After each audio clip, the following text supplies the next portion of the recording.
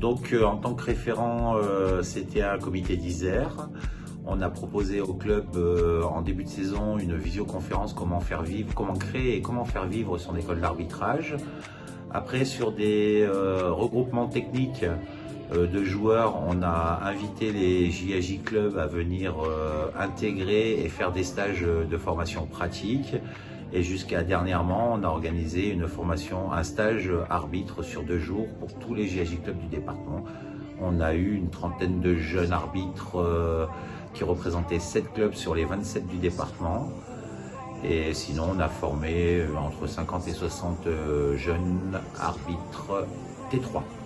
Donc la soirée technique de ce soir animée par Liam était très intéressante parce que, en fin de compte, ça permet de faire voir aux techniciens, comme aux arbitres, comme aux parents et comme aux joueurs, ceci dit, qu'il y a une vraie place pour l'arbitrage au sein des entraînements. Et ça peut créer et inviter des joueurs et créer des vocations à devenir arbitre parce que malheureusement, l'arbitrage attire peu de nos jours alors que c'est une partie intégrante au jeu. Pour les saisons à venir, j'ai un énorme projet que j'ai commencé à ficeler un petit peu avec la CTA, avec Boris et Liam, créer un tournoi de handball dédié à l'arbitrage où on inviterait tous les acteurs locaux, c'est-à-dire les élus, les parents, les techniciens, les arbitres adultes, les arbitres jeunes, les joueurs qui pourraient être intéressés, les débutants et confirmés, plus des grands arbitres à se retrouver un week-end autour de petits modules formatifs sur qu'est-ce qu'un arbitre, qu'est-ce que le passage en force, qu'est-ce que une reprise de dribble, comment la détecter, etc. Comment détecter les systèmes de jeu et échanger et faire animer ces modules par des arbitres de haut, moyen et bas niveau. Une sorte un gros regroupement sur un week-end et sur un site. On est très content de refaire une soirée d'échange technique comme ça. Effectivement, la dernière qu'on avait fait, c'était il y a 2 ans.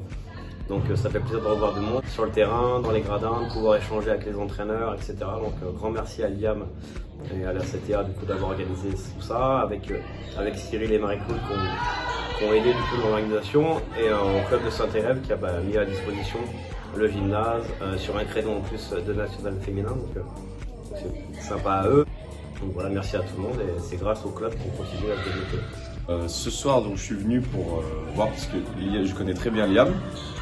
Et j'ai beaucoup de jeunes joueurs au club en moins de 13 et je voulais voir comment on pouvait mettre en place de l'arbitrage à l'entraînement autrement que dans une situation de match.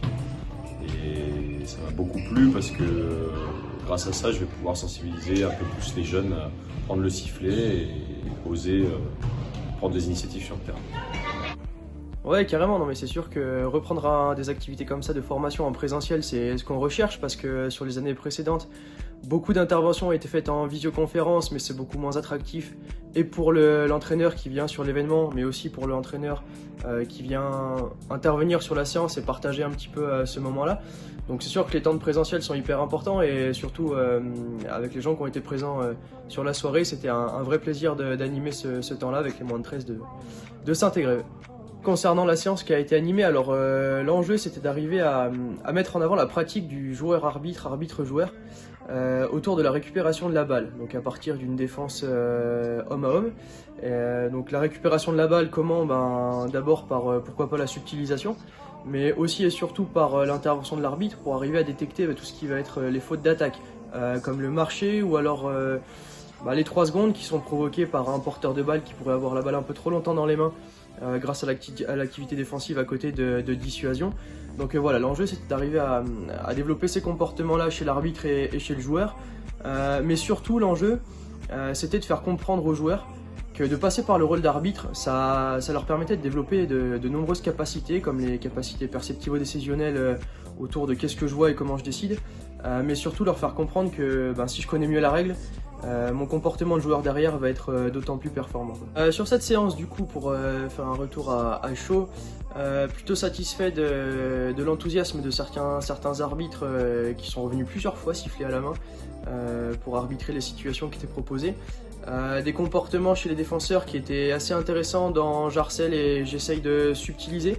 Alors d'abord la subtilisation pour essayer de récupérer la balle sur le dribble, mais après le harcèlement, si jamais j'arrive pas à subtiliser, du coup je me mets dans une optique d'harceler le porteur de balle pour ensuite entraîner quelques comportements de dissuasion.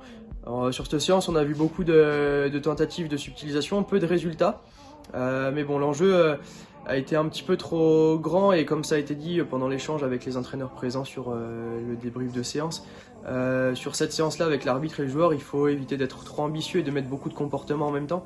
Parce que finalement, le mélange des deux statuts entre défenseur et arbitre, finalement, il y a des objectifs qui sont bien différents en fonction. Et des fois, les joueurs peuvent s'y perdre. Donc c'est un peu la limite qu'on a eue hier soir. Mais sinon, satisfait de l'investissement de tous et surtout de l'échange après la séance qui a été très, très constructif. Ouais.